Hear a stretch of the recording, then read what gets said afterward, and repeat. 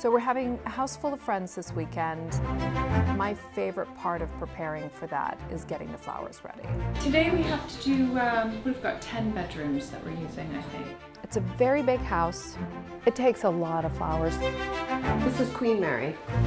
That one's going to go in King William now, right? Yes, yeah.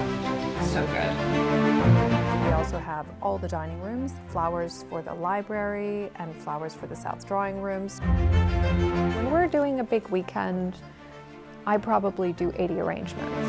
Normally I spend the whole day on Friday doing this. But I also have lots of help, obviously. I can't always do it myself.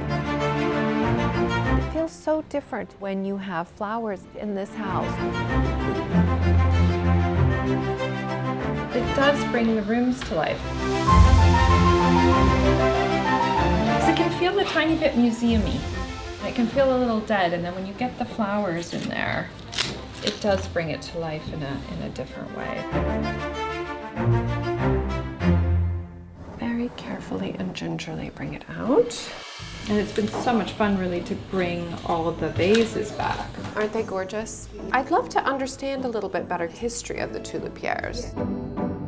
When did they become a thing? They became a thing when William III and Mary lived in the Netherlands, before they became king and queen, and Mary really liked flowers.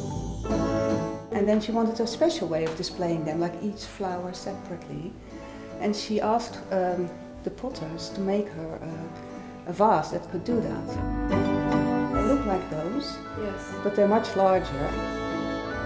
I'm so passionate about actually using the things, which I know makes everybody very nervous sometimes, but I think if we've got it, I think so. what is the point of it sitting in the cellar for another 100 years with no one actually enjoying it? So many wonderful things in the basement. We had all these glass vases, but I remember thinking, why do we need so many of these specific glass vases? But of course, they're the perfect vase for daffodils that come out in the spring. Little vases with just a flower or two on the mantle, again, it brings it to life. And my favorite is when we do things like the blossoms in the entry hall.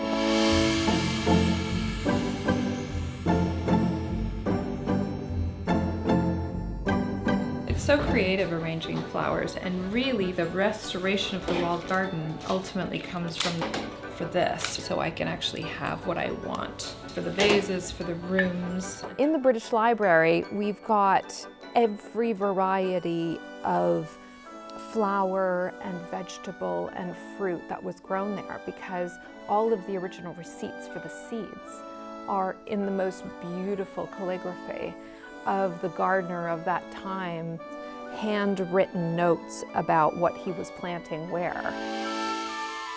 Going back to some of those old varieties and really recreating some of what grew there is really exciting.